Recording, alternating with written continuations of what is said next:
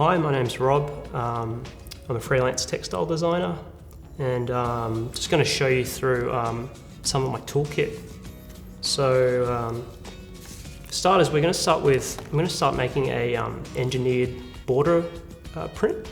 So, the first thing I want to do is actually have a ruler and a set square, and I'll get to that later. So I've got that. I've got some watercolors here. So this is just a basic, cheap set I bought from Eckersley's. So it kind of just comes out. It's pretty handy. It's a good little travel kit. And I've got a fancier one here too, which is like a Winsor Newton one. But that's pretty good. I've got a kneadable eraser, which I just keep in an old film canister, just to prevent it from getting dusty, because it usually picks up a lot of pencil shavings and stuff. I've also got some Winsor & Newton color markers. They're watercolor markers, so they're pretty handy. You can, make your markings here and stuff, and just add a bit of water, and they blend really well. Keep in mind, you want to use watercolor paper with this. I've tried it on just regular sketchbook paper, and it's just, it's not quite the same. It doesn't bleed the same way. So yeah, and I've just got this just basic paintbrush. I've got quite a fine tip because I'm going to be doing quite fine tip painting today. Yeah. First thing I want to do is I'm going to make a border print, and I'm going to start with getting my ruler and just a pencil, just like a 2B, and I'm just going to do a really light line like this. Okay, so this is actually going to be the repeat that's going to be mirrored on both sides. And to actually make the length of the border, I'm going to use a set square here to make sure I can get some 90-degree angles. I'm just going to break it into one larger piece here. It's going to be separated by a smaller section here. Do another piece here, and then there'll be another small border here. So I'm going to go for a kind of like a Persian design. So I want to start, what I want to create is this kind of shape here. You see it in a lot of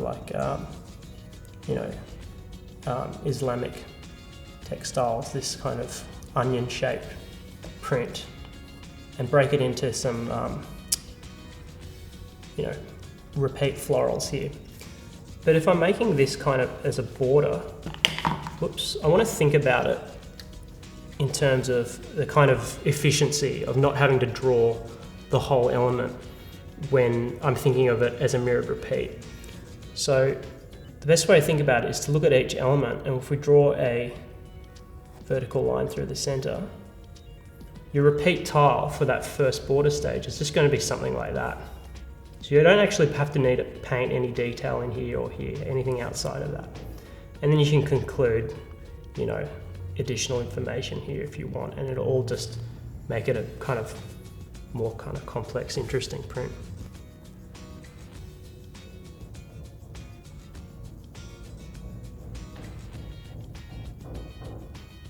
Just going to put some kind of embellishments on it like that. You can draw the full thing if you want as a guide, but you don't have to be too detailed. I'm going to go over this with pen later anyway, so.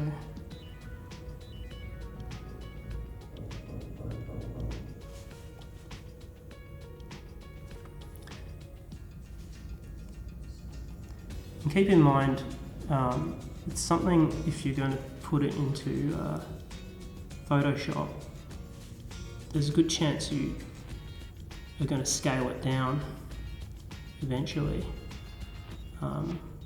which means you don't have to be super fussy about details. So you can work,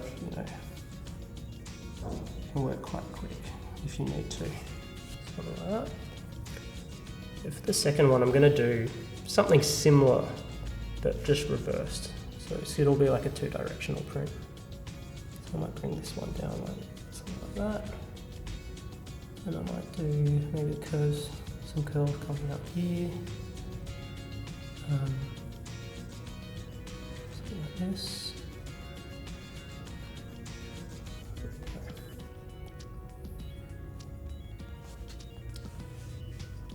And similar here. So we'll have kind of one of these like Turkish style florals coming out like that.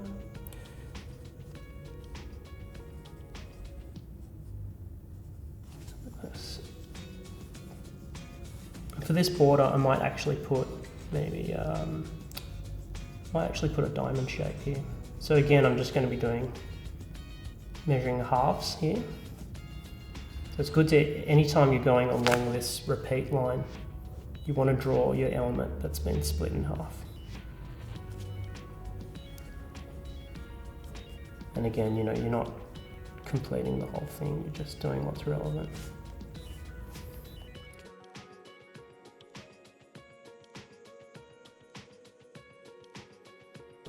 Just going to get got these Unipin Fineliners. It's really important to note, if you're using any art lines, you want them to be, you want to make sure they don't dissolve in water. So water and fade proof. So if you get your regular like cheap art line pens and then you put on watercolor paper and then you add a bit of water, it's just going to bleed everywhere. So just make sure you get that. And I'll just check, I've worn this nib down a bit, so it might be a bit tricky, but let's have a go at the other one.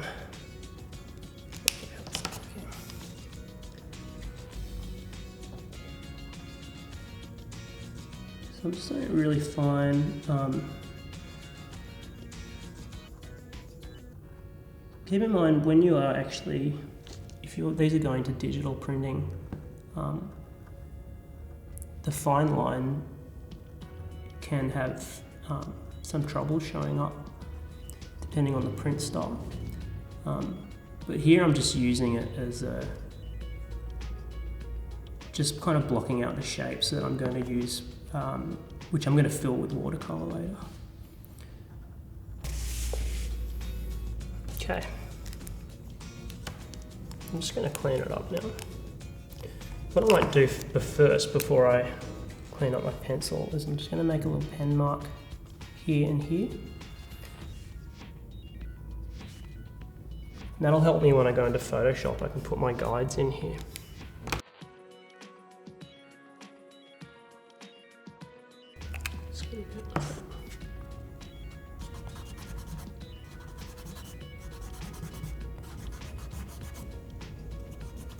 The kneadable eraser's handy, not just because you can get the fine points on it, but it doesn't collect the graphite as much, so it doesn't really smudge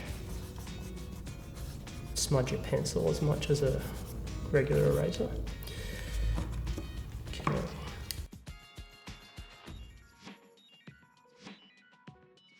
Okay, so you might want to think about doing mixing some colors, maybe thinking about looking at some color inspo.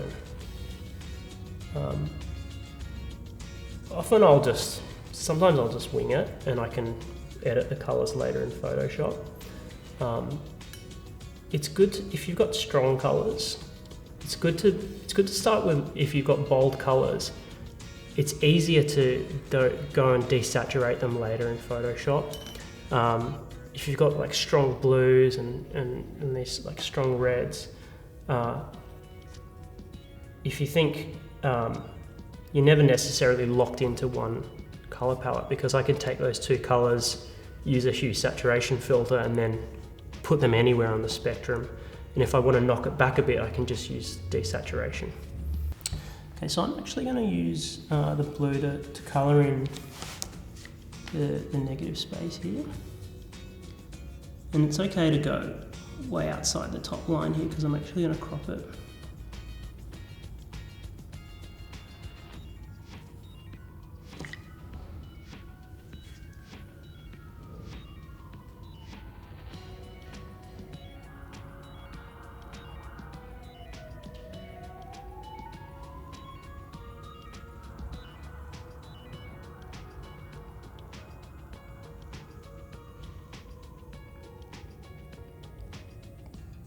Now, of course, you could, if you wanted, you could scan just the pen line in and colour it digitally if you want. If you do go down that path, you can have the advantage of having really clean colour separation in your file. But the disadvantage is you don't really get the same kind of organic feel of hand paint. There's something about it that's, you can tell immediately. So of course, if you want it like a fresher looking print, you don't have to paint the background, you keep it white and just paint the elements. But I'm just going for something a bit kind of darker here. And if you use something like this colour, you can use it in small sections throughout different parts of your print, so it kind of brings in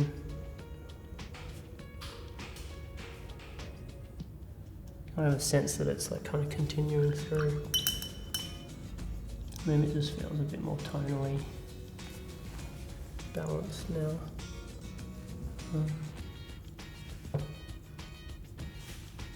Yeah, so you can take something like that, and when we've cropped this, we can actually make multiple versions. We can make a copy of this in a different colorway, and that can actually be a single tile as we bring it down. So yeah, that's just like kind of the first stage of building the elements of a border print. So I would normally at this stage scan it, but you can also, if you're kind of out and about, you might just want to photograph it. So I'm just going to grab my camera. I've just got a little handy compact camera here. And I'm just going to put it on, I'll just put on the largest file size. And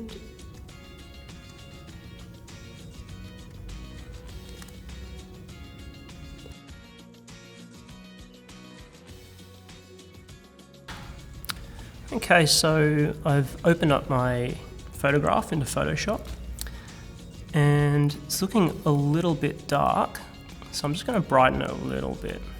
So I've got my layers palette here, and I'm just going to double click the background just to make it a working layer. I'm just going to go down to here and go levels. I'm just going to just bring them up a little bit here, so it's a bit nicer. Okay. And I'm just going to hold down Shift, select both of those, and then just go merge. So I can merge that. Now, the first thing I want to do is actually just crop this section out. But you'll see how when I've put it in, it's actually on a bit of an angle. If I go to View Rulers, see these rulers appear, I can actually bring guides in over here. And you'll notice if I align that top one, this one down the bottom here, it's not quite right. So what I'm going to do is I'll just go hide. I'll just clear those guides for a minute. To actually align it perfectly, I can go over here to my my eyedropper.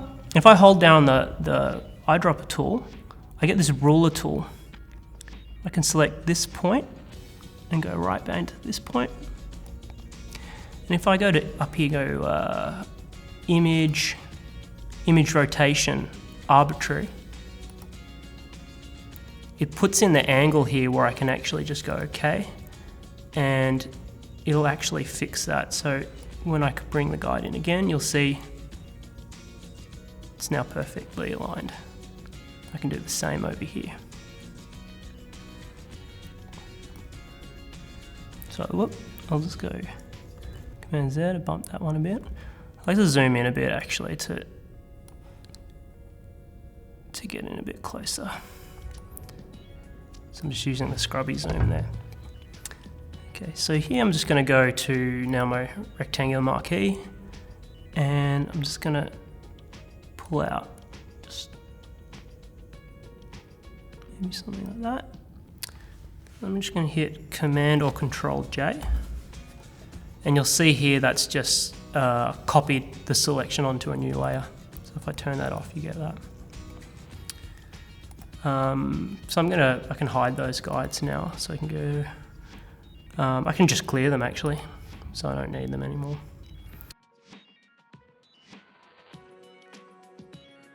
Okay, so from here it's pretty simple. There's not much to be done except just repeating it as a mirrored tile.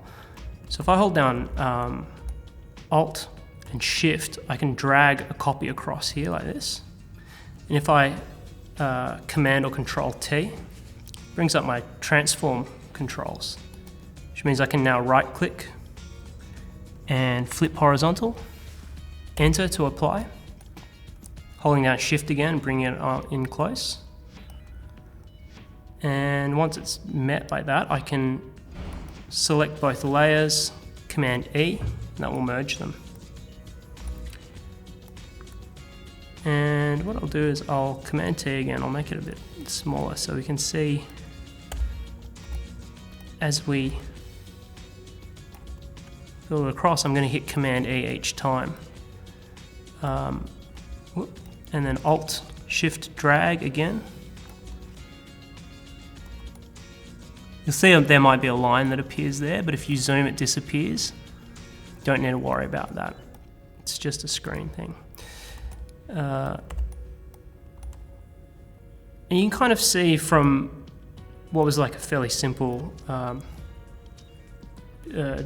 drawing on paper, the more you repeat it like this, so Command T again, I'm just going to bring it in, you get kind of interesting looking tiles like that. And you can even take, say, another section. If I go Control, Command, click on the layer, and I can go here to my, say, hue saturation.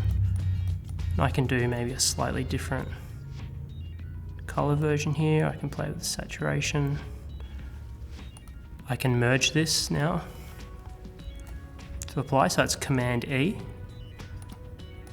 I might do the same up here with this one, so I'm going to Command or Control click this top one. I might desaturate that just to bring the colors down a little bit because they're a bit intense. Something like that. And E. And I can even merge those two now. And you can actually crop that as your complete repeat tile.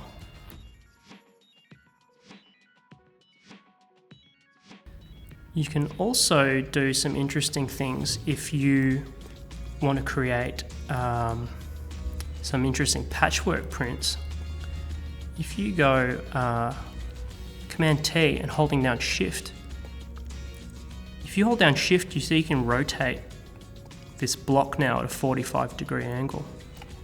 If I hit Apply, or Enter to apply, and I go to my marquee, I can bring this across, Command J, I'm just going to hide the one underneath.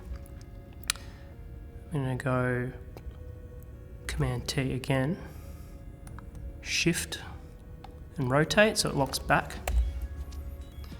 Now I can use this piece as a corner tile.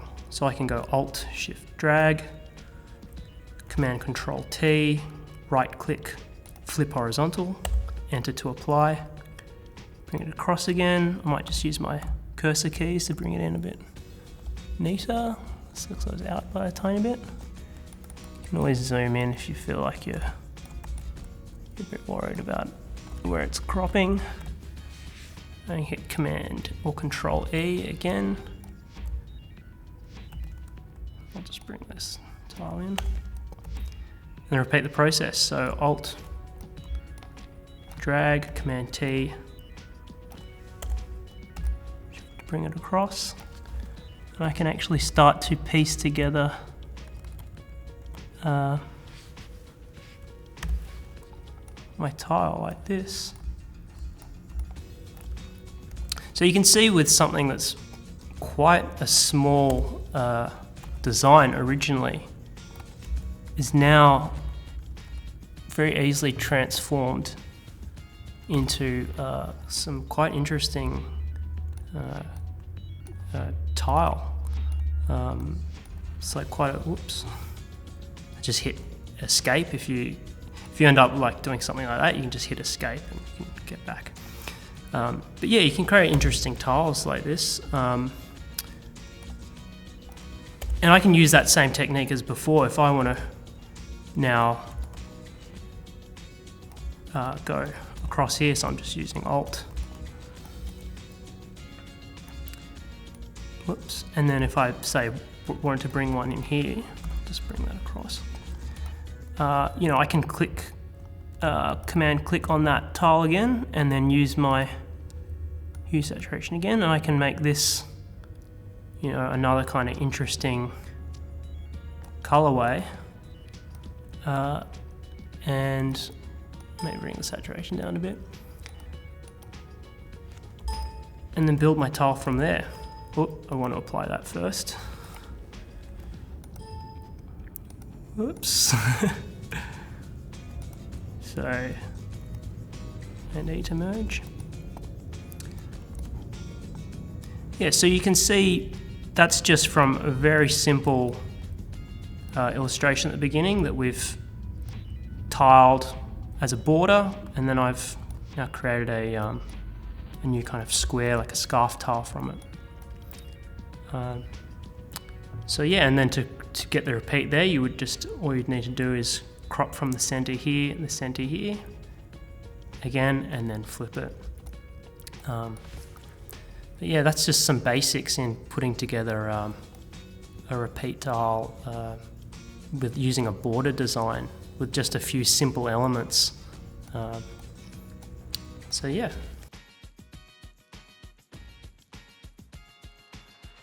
Okay, so these are just some headers from my portfolio. So I thought I'd show you some actual printed material. So the same way we did that border, you'll see that like it's really the original might have been just probably drawn like that. This wasn't painted on paper, this was all like digitally colored, so I'd just done it in a pen, like a fine liner, and then just colored it digitally. But you'll see like I've got multiple borders here, and then a kind of just ran like a repeat up the top, non-border repeat, and then it breaks up and then just continues along. Same with kind of this one. Another one that's just pen and digitally coloured, and I've just lots of variations of borders here. So it's all stacked on the one piece. Same here, except I've broken it up with a paisley in the middle, and I've tried to make some more interesting compositions here, so it's not just border. So you can see that. This one was actually done entirely with pencil, and the colours were just inverted. So you can see here that's just pencil that's been would colour a whole section and then crop it in different parts. All this white section is just pencil that's been inverted. The black is the paper. Here's just a watercolour tropical floral. You've got, this was originally black ink inverted again. This one was entirely done in Photoshop, just drawing on a Wacom tablet. So just freehand drawing different elements and pulling them together. These are all small watercolor elements, and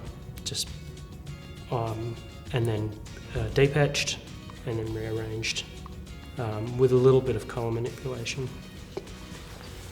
And this is from actually just a photograph of some plants in my backyard that I deep etched, put some color overlay, and then made a kind of photographic tropical print.